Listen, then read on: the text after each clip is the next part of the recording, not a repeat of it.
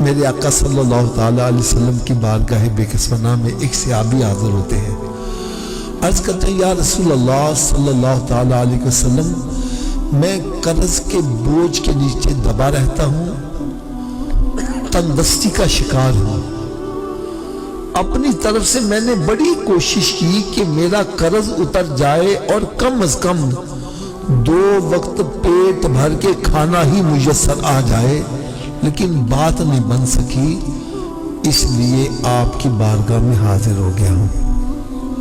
تو میرے آقا صلی اللہ علیہ وسلم نے ارشاد فرمایا میرے صحابی 3 کام تم کر لیا کرو۔ کتنے جی؟ 3 کام۔ تھوڑا سوچیے بات۔ 3 کام تم کر لیا کرو، تیرے گھر میں خیر و برکت کی میں ضمانت یہ دیتا ہوں۔ صحابہ کرام علیہ رضوان ارشاد فرماتے ہیں ہم نے اس صحابی کو بڑا تنگ دست دیکھا، لیکن جب اس نے نسخے پر عمل شروع کر دیا تو رب تعالیٰ نے اتنا نوازا کہ اب وہ مدینہ شریف کی گلیوں میں جھولیاں بھر بھر کے خیرات کرتا تھا، دولت ختم نہیں ہوتی تھی۔ اچھا، میں تحدیث نعمت کے طور پر اپنی بھی بات بتلا دوں، میں نے جب یہ نسخہ سنا نا تو میرے بھی حالات کچھ ایسے ہی تھے۔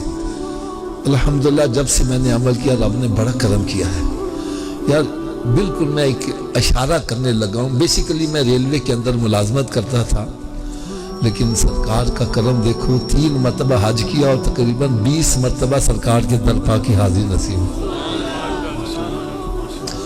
اس لیے جو بھی عمل کرے گا بس اس پر بھی کرم ہو جائے گا۔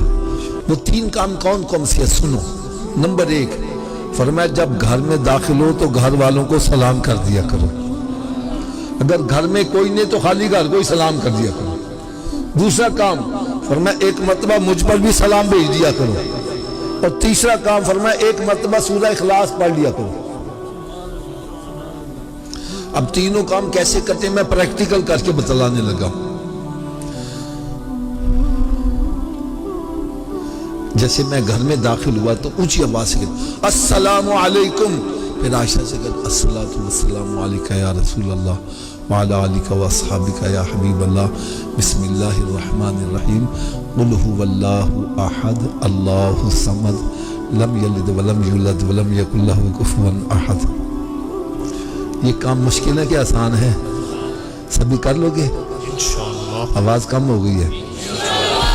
اچھا، آپ سب کے دل میں شوق تو پیدا ہوا ہوگا کہ ہم کر لیں گے، لیکن آپ بھول بھی جاؤ گے، تو یاد رکھنے کا بھی نسخہ بتلا دوں۔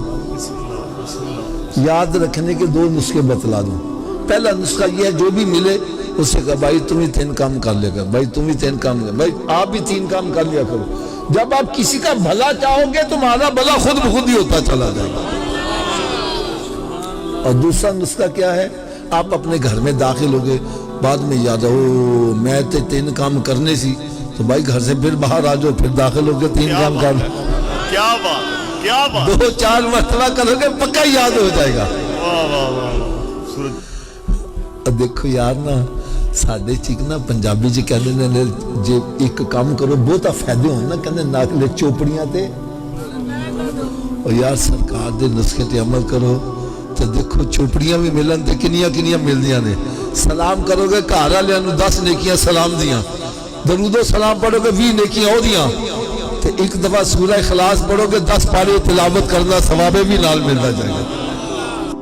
دین کی بات پھیلانا صدقہ جاریہ ہے، ثواب کی نیت سے ویڈیو کو شیئر ضرور کیجیے۔ جزاک اللہ۔